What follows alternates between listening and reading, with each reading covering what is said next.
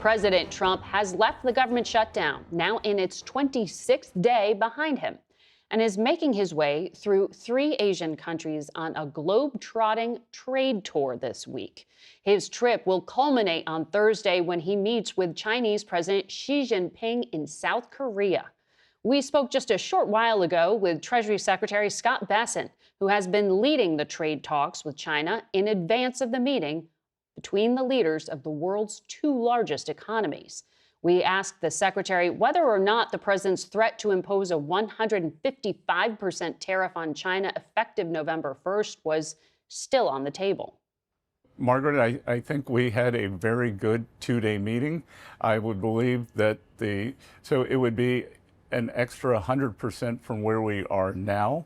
And I believe that that is effectively off the table. I'm not going to get ahead of the 2 leaders who will be meeting in Korea on Thursday, but I can tell you we had a very good 2 days. So I would expect that the threat of the 100% has gone away, as has the threat of the immediate imposition of the Chinese initiating a worldwide export control regime. That export control on rare earths, which is used in all sorts of electronics and automobiles, that'll be lifted? Well, it was never imposed.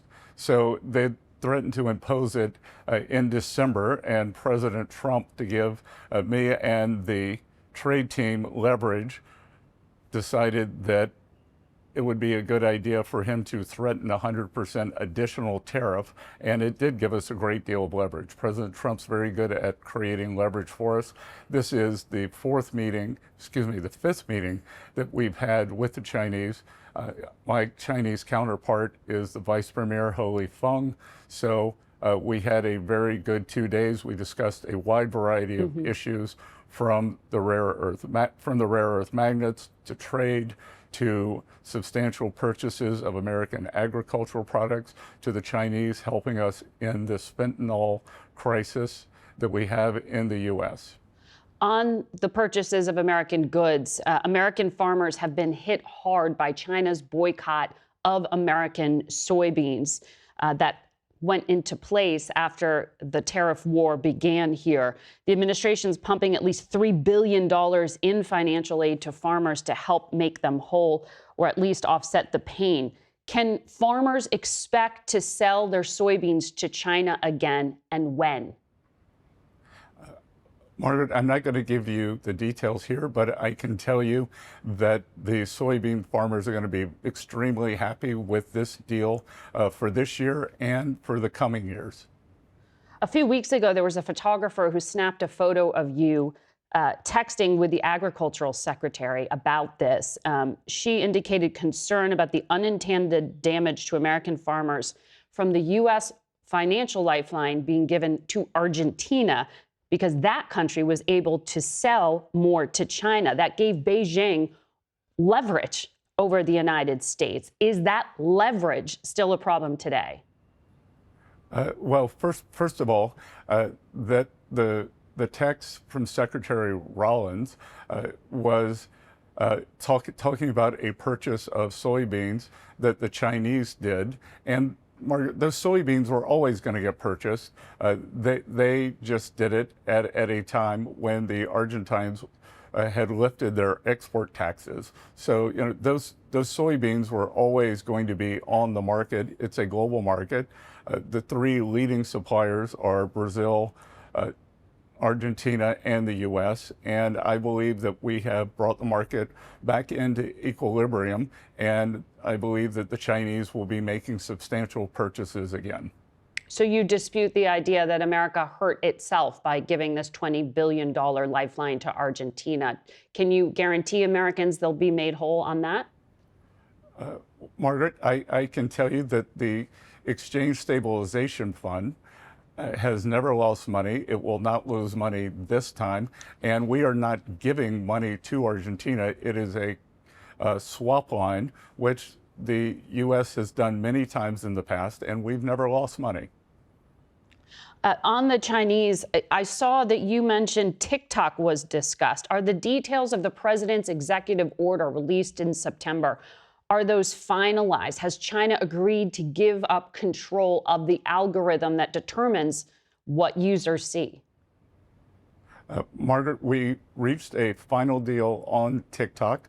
We'd reached one in Madrid, and I believe that as of today, all the details are ironed out, and that will be for the two leaders to consummate that transaction on Thursday in Korea. Can you tell us any details of that transaction? Margaret, I'm not part of the commercial side of the transaction. My remit was to get the Chinese to agree to approve the transaction, and I believe we successfully accomplished that over the past 2 days. Over the past 2 days, did the U.S. make any concessions here beyond what we discussed with the tariffs? Are you dropping restrictions on exports of, for example, semiconductor chips or restrictions on Chinese investment in the United States? There have been no changes in our export controls. When Presidents Xi and Trump are able to speak on Thursday, do you believe that the president's position here, his ability to negotiate a deal with China, is going to be hurt by the fact that he's been unable to get a deal here at home to reopen the U.S. government? Well, look, I don't think it's going to. I don't think it's going to hurt. It's a global embarrassment what these Democratic senators are doing, keeping the government shut down. I mean, look at the numbers. It's 52-3, 52 Republican senators, 3 Democratic senators have come across the line. So I just think it's an embarrassment. Doesn't affect his ability on the international stage. Now, what it does affect, it's starting to affect the economy. It's starting to slow down air traffic. And I would urge moderate Democrats to be heroes, come across the aisle like they did in the spring and pass a clean CR. Mm-hmm. A continuing resolution just to fund the government without any add-ons. Does that mean when the president comes back to the United States, he's going to summon congressional leaders to the White House to end what you call the global embarrassment? I don't know what good it does to summon them to the White House. You know, this is a Democratic-led boycott, and you know, I'm just not sure what they're doing. What's changed between now and March, other than Chuck Schumer's poll numbers? And you know, I think Hakeem Jeffries is now going to be primaried from the left, and I didn't think there was a lot of room over there. So both of them are worried about their primaries and not the American people, not the government employees, not our military employees, because we were able to pay the military employees from excess funds at the Pentagon middle of this month. I think we'll be able to pay them beginning in November, but by November 15th, our troops and service members who are willing to risk their lives aren't going to be able to get paid. What an embarrassment. Understood. We'll talk to Hakeem Jeffries later in the program. I want to ask you about what the president just announced in regard to Canada. Today, the president said he wants to raise tariffs on Mexico. Yesterday, he said he's going to raise tariffs on Canada by 10%. He blames what he called a fraudulent ad that featured Ronald Reagan advocating for free trade. It was put up by the province of Ontario. Is this ad really the issue here, or is it just a tactic in this negotiation? Does the president want the USMCA free trade deal renegotiated, or is he looking to do 2 separate deals, one with Canada, one with Mexico? Well, a lot of questions there, Margaret, but let's go to the first one. I've read that the province of Ontario is spending up to $75 million on these advertisements, and you know, it's propaganda coming across our border, you know, to decry the tariffs.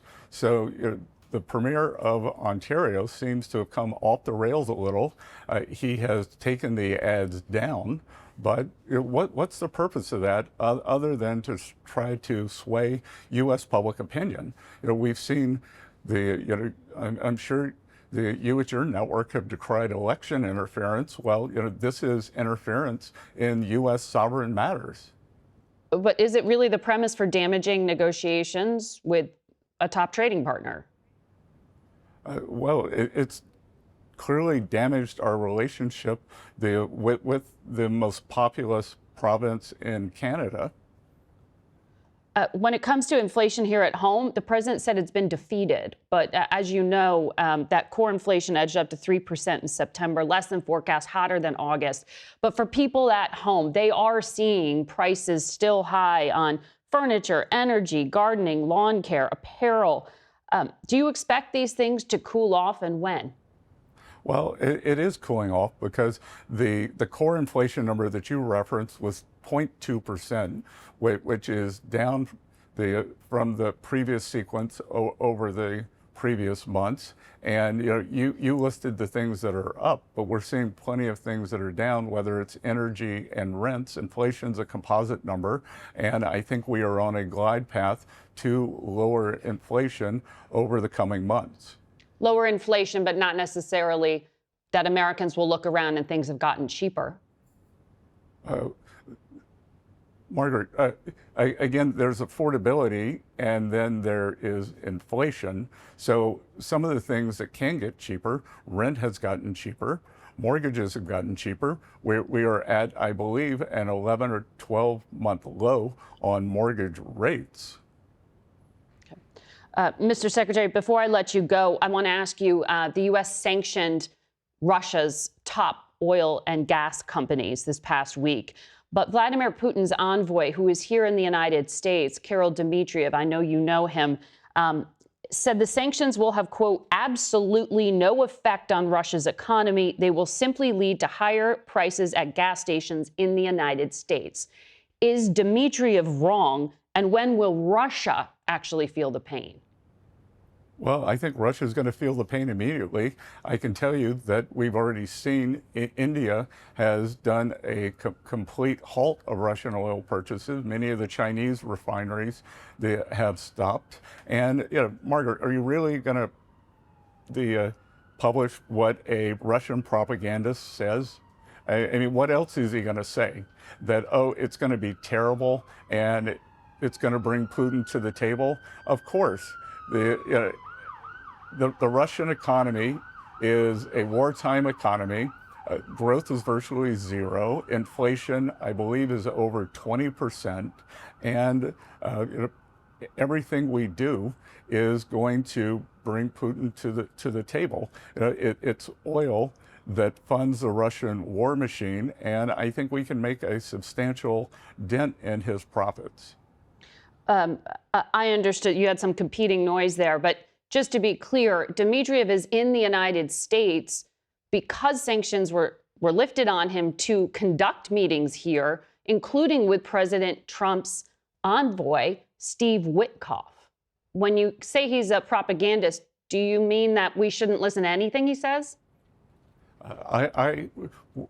What do you think is going to happen to him if he goes back home and says the good Lord? What if he had said on TV, this is terrible. President Trump just did the right thing. This is a maximum pressure campaign that's going to work. Margaret, what's he going to say? Of course he's going to say this.